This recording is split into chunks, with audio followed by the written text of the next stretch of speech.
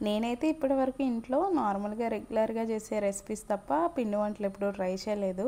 నా చిన్నప్పుడు మా అమ్మమ్మ గారు కావచ్చు, మా అమ్మగారు వాళ్ళంతా వంటలు చేస్తూ ఉంటే దగ్గరుండి ఇంట్రెస్టింగ్‌గా చూస్తూ ఉండేదాన్ని. సో, ఫస్ట్ టైము ఇప్పుడు ఎందుకో తెలీదు ట్రై చేద్దాము, వస్తే వస్తాయి లేదంటే మరలా నేర్చుకుందాం అని చెప్పి కర్జికాయలైతే చేయడం స్టార్ట్ చేశాను. సో, నేనైతే ఒక 2 కప్పుల మైదా పిండికి ఒక కప్పు అంటే 1/4 మాత్రం బొంబాయి రవ్వ తీసుకుని దానిలో కాస్త నెయ్యి వేసి వాటర్ వేసి కలిపి కొంచెం పక్కన పెట్టేసుకున్నాను. అండ్ మర్చిపోయాను సాల్ట్ అండ్ కొంచెంగా వంట సోడా కూడా వేశాను, ఎక్కువగా వేయలేదు. తర్వాత లోపల స్టఫ్ చేయడానికైతే బొంబాయి రవ్వ అండ్ అలాగే కొంచెం కొబ్బరి పొడి, తర్వాత డ్రై ఫ్రూట్స్ అన్నీ ఒకదాని తర్వాత ఒకటి యాడ్ చేసుకుని లాస్ట్లో మాత్రం కొన్ని నువ్వులు అండ్ అలాగే గసగసాలు వేసి వేయించుకుని పక్కన పెట్టాను.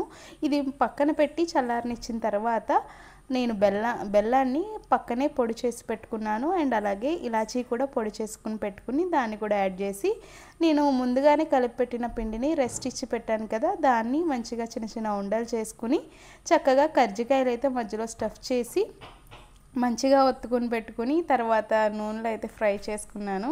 ఎలా వస్తాయి ఏంటని కంగారు పడ్డాను కానీ పర్వాలేదు, బాగానే వచ్చాయి. బాగా వచ్చాయి అని చెప్పను కానీ పర్లేదు బాగా వచ్చాయి. ఇంకొక 2, 3 సార్లు చేస్తే బాగా చేయి తిరుగుతుంది, బాగా వస్తాయని అనుకున్నాను. ఫైనల్‌గా బాగా